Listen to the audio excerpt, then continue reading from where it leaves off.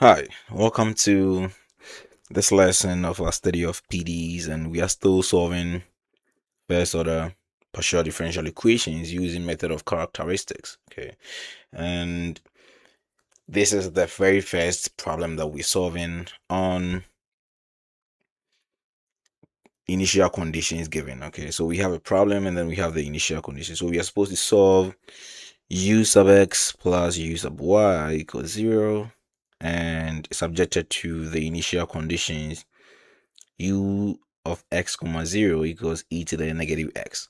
Okay, so in this case, we're going to get a particular solution.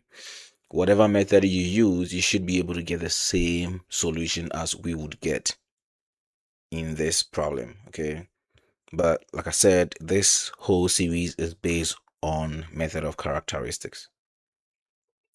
So we say that for the method of characteristics, we compare this equation to the general equation a u sub x plus b ui plus cu plus d equals 0. And then we solve the characteristic system dx ds equals a, the y ds equals b, and then du ds equal to negative cu negative minus d. So we solve this system, and whatever we get, we go through some particular process. The first process is to solve the first two, eliminate the parameter s in there, get a constant expression that is always constant along characteristics, and then you come and solve the other one and we manipulate to get our solution. Okay, so the same process, comparing this problem that we have here with the general equation, we know for sure that dx ds is equal to 1 because 1 is in front of u sub x, right? And then dy ds is equal to 1 as well. Du ds is equal to 0. So what we're going to do is solve these set of ODEs and then we use that to find our solution. So solving the first part, we use method of separation of variables to solve this ODE, and then if you solve for x will be equal to s plus constant c1. And here if you solve for, you use the same method and we get y is equal to s plus another constant c2. If you call this equation 1 and that one equation 2, then we can do equation 2 minus equation 1 or equation 1 minus equation 2. Any of them should work. Okay, equation 2 minus 1, we imply that we have the left side minus the left side, that is y minus x, and the right side minus the right side, x minus s is 0, so you're going to have c2 minus c1. And this c2 minus c1 here is a constant, we can call it eta. So we know that eta here is equal to y minus x, which is constant along characteristic because eta is c2 minus c1 and these are just constants. Okay, so the expression y minus x is constant along characteristic, so we keep that. The next thing to do is to solve for the du equals, or du ds equals 0, and we use the method of separation of variable again, and then we integrate both sides.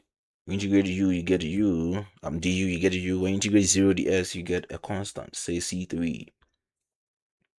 So what it means is that u is always constant. That is the solution that we are looking for.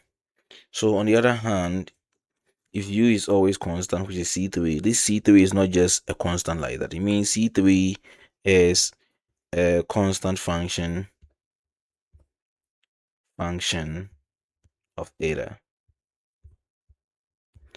Because eta, which is y minus x, is always constant along characteristics, the u function that we had as a constant should be a function of eta, because that's the only expression we know that for sure it is always constant. And so c3 should be equal to some function of eta, which is equal to capital F of y minus x. So our function u of xy is equal to f of y minus x. Okay, now having these, remember we are not done because this is the general solution. We are given initial condition saying, now we're going to apply the initial condition saying that u of x comma 0 is equal to e to the negative x. What does that mean? It means come to here and plug y equals 0. So u of x comma y is equal to 0 in this general equation is equal to f of negative x.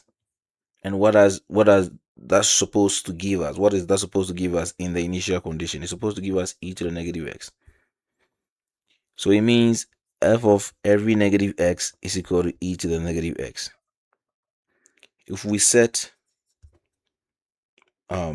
some t, or maybe we can use any parameter you want, but we can set some chi or whatever thing. Okay, I want to use something that is not really familiar. Let's say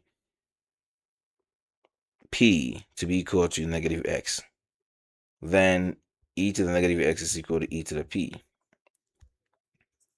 What does it mean? It means that f of negative x equals e to the negative x will go to f of p is equal to e to the p.